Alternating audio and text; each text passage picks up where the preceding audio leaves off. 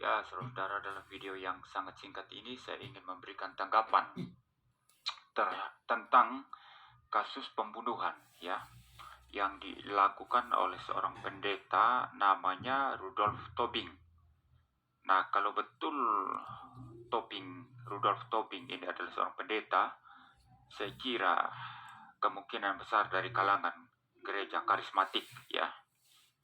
Dan kalau betul dia seorang pendeta, maka gereja yang mentahbiskan dia saya kira betul-betul tidak teliti dan betul-betul asal mentahbiskan orang ya.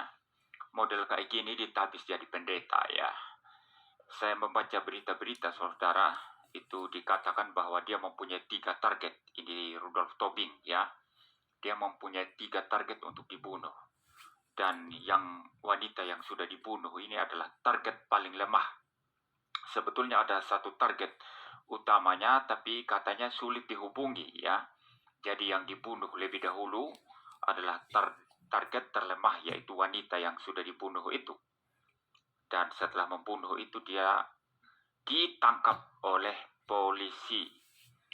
Nah saudara, model kayak gini ditahbis jadi pendeta ya. Saya tidak tahu indikator gereja yang mentahbis Tobing ini menjadi pendeta ya. Ya, jangankan membunuh ya, mengajak rekan wanita. Tobing ini kan laki-laki, mengajak rekan wanita datang ke apartemen untuk bicara-bicara apalah begitu ya. Ya dengan alasan bicara tentang podcast begitu. Ya padahal dia sudah mempunyai niat untuk membunuh ya. Nah mengajak wanita saja untuk datang bicara-bicara sendirian seperti itu sudah nggak beres itu ya. Orang mempunyai moral tidak beres seperti ini bisa ditahbis jadi pendeta ya. Saya heran gereja itu yang mentahbis dia jadi pendeta ya. Saya kira perlu bertobat gereja-gereja semacam itu. Gampang sekali mentahbiskan orang ya. Ya, kalau dia ini tidak beres sudah kelihatan mestinya. Orang nggak beres itu apa yang terungkap keluar itu pasti tidak beres ya saudara. Apapun yang tidak beres itu dibungkus, di make up ya, dibuat-buat ya, ditutup-tutupi, tetap saja ya. Jadi jelas ini pentahbisan asal-asalan ya. Saya yakin ini pasti dari gereja karismatik. Kedua saudara, orang ini senyum-senyum saudara ya. Itu ada videonya saudara ya. Setelah membunuh, lalu membungkus mayat itu, dimuat di troli, lalu didorong ke arah lift ya.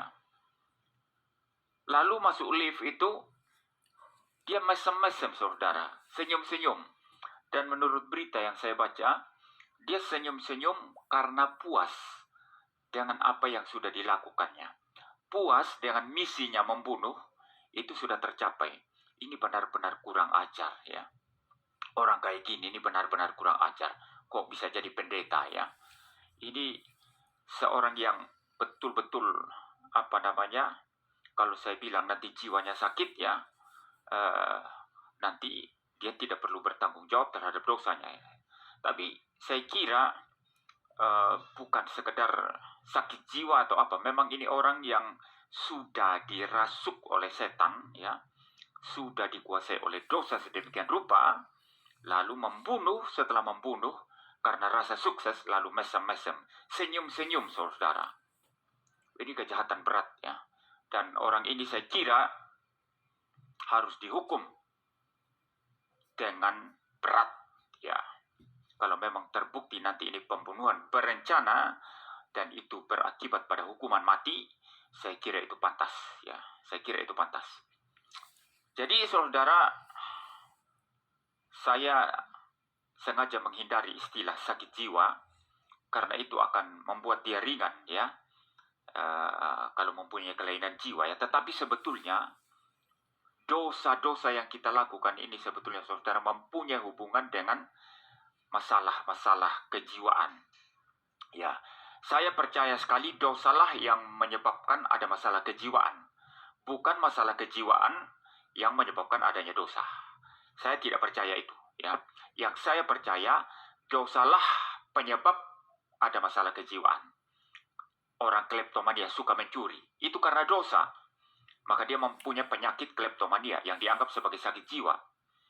Ya, orang apa istilahnya itu suka membunuh ya, berdarah dingin begitu.